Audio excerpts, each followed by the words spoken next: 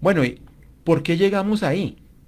¿Por qué, cómo es que la historia nos ha condenado a ser así? Hablo de eso porque realmente es importante entenderlo para poder entender también el contexto en el que, en el que nos movemos y poder, no digo sacar ventaja, pero sí tratar de transformarlo de alguna forma. Entonces, nuestro problema viene desde siempre, desde que llegaron los españoles. Hay muchas publicaciones y hay muchos autores que coinciden en que comparativamente con los ingleses o con los franceses, los españoles fueron más benévolos con los latinos. Y eso es parcialmente cierto, porque una cosa es quien estaba en España dictando leyes y otra cosa era los que estaban aquí en la selva ganándose la vida y buscando oro. Entonces, a muchos indígenas los esclavizaron, a muchos indígenas los asesinaron por no entregar todo su oro. De hecho, mucho oro se escondió, se perdió. Está la leyenda del Dorado y todo, pero todo parte del maltrato. Todo parte del considerar a los nativos, a los indígenas, seres de segunda categoría, seres salvajes, seres que no creían, que no conocían a Cristo, seres que tenían actitudes bárbaras y autodestructivas, bueno, una serie de cosas, pero lo cierto es que para el nativo desde un principio vino un maltrato. Eso de que en la colonia le dijeran a los mestizos que les dijeran manchados,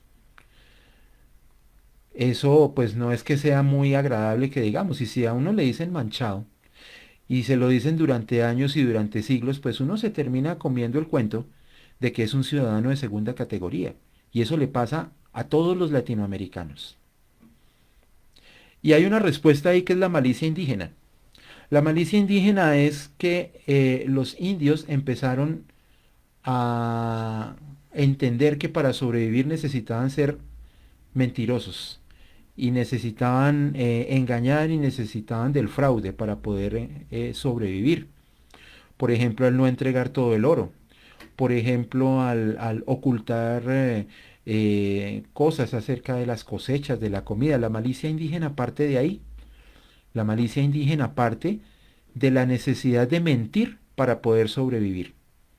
De la necesidad de decir yo entregué todo y demuestro, entre comillas, que entregué todo para que alguien que quería mi oro y mis riquezas, pues no, no me matara. El abuso contra los indígenas fue tal que al final, pues mermó el abuso para los indígenas, pero al final la emprendieron fue con los esclavos, con los negros. Entonces, no es que se haya detenido el maltrato, sino que más bien se transformó y se encaminó en otras personas, esclavos traídos de África. Ah, esta sí es interesante, vea, la República de los Cuñados. En la época de la colonia aquí en Bogotá existían cinco familias prominentes, la familia Caicedo, la familia Prieto, la familia Ricaurte, la familia Nariño y la familia Álvarez. Y todos ellos, como Bogotá quedaba tan lejos de España, Bogotá quedaba a tanta distancia y las comunicaciones eran tan difíciles, entonces pues en España se vio bien que los nativos ocuparan los pues cargos públicos, salvo el de virrey, por ejemplo. Y entonces eso, estas cinco familias lo entendieron muy bien y empezaron a nombrarse entre ellos a los cargos y empezaron a casarse entre ellos para que todo quedara en familia. Entonces en la Real Audiencia, que era como el Consejo o el Congreso, podía darse que había alguien proponiendo una ley y que la votaban a favor, pero todos los que votaban eran cuñados, porque con alguien de alguna de esas familias estaban emparentados.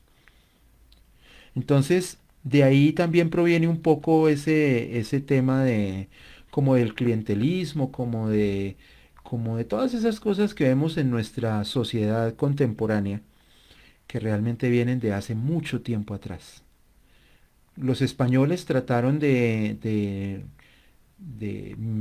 neutralizar un poco eso, pero cuando ya Colombia se independizó, pues todas esas prácticas volvieron y la verdad es que lo están haciendo hasta nuestros días. Entonces, esa república de los cuñados, ¿qué hace? Que la sociedad colombiana sea desigual por naturaleza, simple y llanamente. Otra cosa, el aislamiento cultural.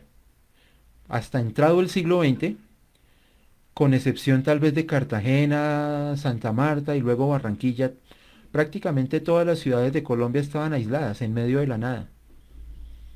Llegar hasta Bogotá era absolutamente una odisea. Era subir por el río Magdalena, llegar a Honda y luego subir a caballo de Honda a Bogotá. Y eso, bueno, si yo voy como viajero está bien, pero si ya tengo que subir mercancía, entonces eso hacía que la gente no llegara a las ciudades, que las cosas que llegaban fueran muy costosas, que solamente los más ricos pudieran comprar esas cosas importadas. ¿Y eso qué ocasionó? Pues como una autarquía, como un aislamiento social, como de nuestra sociedad aquí. Me hace acordar de un libro que leí hace un tiempo que se llama ¿Por qué somos tan parroquiales? Y realmente ese aislamiento hace que seamos así, que seamos como muy aquí entre nos. Ya después eso se transformó, y no sé si para bien, pero se transformó. Pero tenemos un ancestro de aislamiento cultural, de vivir en medio de la nada y de no estar comunicados con el mundo. Los funcionarios, por ejemplo, ese es otro tema interesante como impronta. En el siglo XIX, la constante en Colombia fueron las guerras. El siglo XIX empezó con la guerra de independencia y terminó con la guerra de los 1000 días. Y resulta que los funcionarios, pues como consecuencia de estar todo el tiempo en guerra, pues no había forma de que las empresas realmente progresaran. ¿Sí? Podía alguien poner un negocio y se acababa el negocio porque sus empleados se iban para la guerra, cualquier guerra que se presentara en un momento determinado. Entonces, eso hizo que prácticamente la única fuente de empleo, digamos, para un cierto nivel fuera un cargo en el gobierno. Entonces había mucha gente que esperaba a que asumiera el poder alguien de su afinidad para buscar un cargo público. Pero mientras llegaba a eso, mientras empezaba a desempeñar un cargo público, la gente lo que decidía era endeudarse. O sea, decidía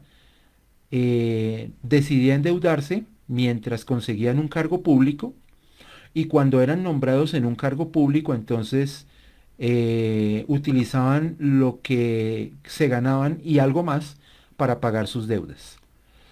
Entonces, esa idea del trabajo, esa idea de no ser tan emprendedores por efecto de las guerras, y de más bien de no trabajar y más bien esperar a que me nombren, pues define un poquito muchos de los comportamientos que hoy en día vemos y que nos parecen eventualmente incomprensibles. ¿Sí? El resultado, por supuesto, una sociedad desigual, como ya les había comentado.